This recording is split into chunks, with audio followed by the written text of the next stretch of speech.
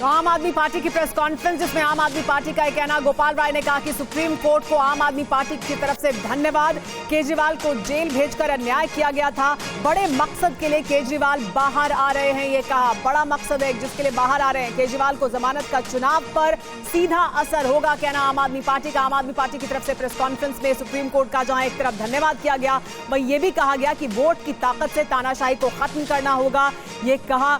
और इसके अलावा कि केजरीवाल को हनुमान जी का आशीर्वाद है, जिसकी वजह से उन्हें ये जमानत मिली है और वो बाहर आ रहे हैं। हमारे साथ पीयूष पांडे जुड़े हुए हैं सुप्रीम कोर्ट से, सीधे उन्हीं का रुख कर लेते हैं। पीयूष, अब सबको इस बात का इंतजार है कि अरविंद केजरीवाल कब तक बाहर आ सकते हैं?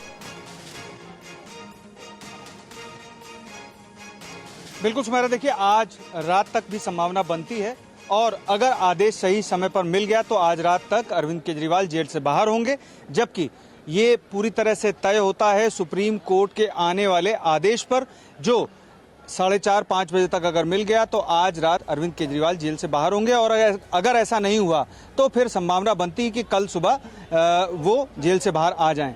इसके अलावा मैं आपको एक बात अहम बताना चाहूँगा कि इस मामले में जो जमानत मिली है, अंतरिम जमानत मिली है, वो सिर्फ प्रचार और प्रसार के लिए है और इस मामले की मेरिट पर न जाकर के इस मामले में सुप्रीम कोर्ट ने जमानत दी है। मेरिट पर न जाकर के मतलब कि पीएमएलए केस की जो पूरी तरह से योग्यता है उस पर कोई चर्चा या बहस नहीं हुई है। सुप्रीम कोर्ट ने सिर्फ इस आधार पर जमानत दी है कि इस मामले में एक सिटिंग सीएम जेल में है और ऐसी स्थिति में जबकि देश में लोकसभा चुनाव चल रहे हैं तो उन्हें जेल से बाहर होना चाहिए, खासतौर पर प्रचार के लिए। बिल्कुल पीयूष, और आम आदमी पार्टी के तमाम नेताओं के रिएक्शन भी हमने देखे। राघव चड्ढा ने यह लिखा है कि आज शाम जेल के ताले टूटेंगे, अरविंद केजरीवाल छूटेंगे, हर किसी की आंखें नम है। ये राघव चड्ढा का पहला रिएक्शन। और देखिए आम आदमी पार्टी की लीगल टीम इस वक्त क्या कर रही है। उनके लीगल टीम के हेड संजीव नासियार से थोड़ी देर पहले हमारे संवाददाता मनीष झा ने बात की। अब आगे उनकी प्लानिंग क्या है, जरा सुनते हैं। सुनवाई के दौरान सुप्रीम कोर्ट ने कहा था कि हम वही करेंगे जो न्याय के हित में होगा, जो इंसाफ का तकाजा होगा। तो आपको लगता है कि ईडी के जो भी आरोप हैं, लेकिन इस वक्त सुप्रीम कोर्ट ने न्याय के हित के हिसाब से आरोप को पूरी तरीके से न्यायालय पे हमारे को पहले दिन से पूरा भरोसा था। माननीय सर्वोच्च न्यायालय ने आज देश की जनता का और देश के कानून और देश के संविधान की रक्षा करते हुए ये फैसला सुनाया है।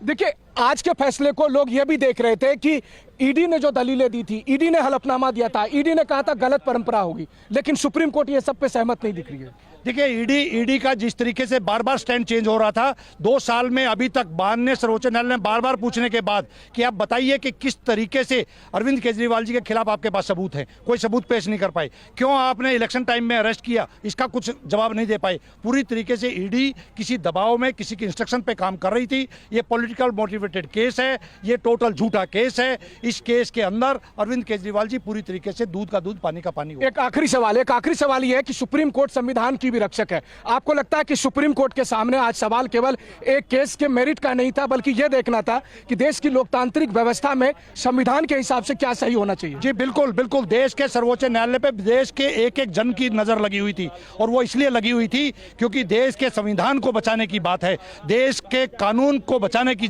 बात है और उसकी कस्टोडियन माननीय सर्वोच्च न्यायालय है और सर्वोच्च न्यायालय ने वो काम किया है।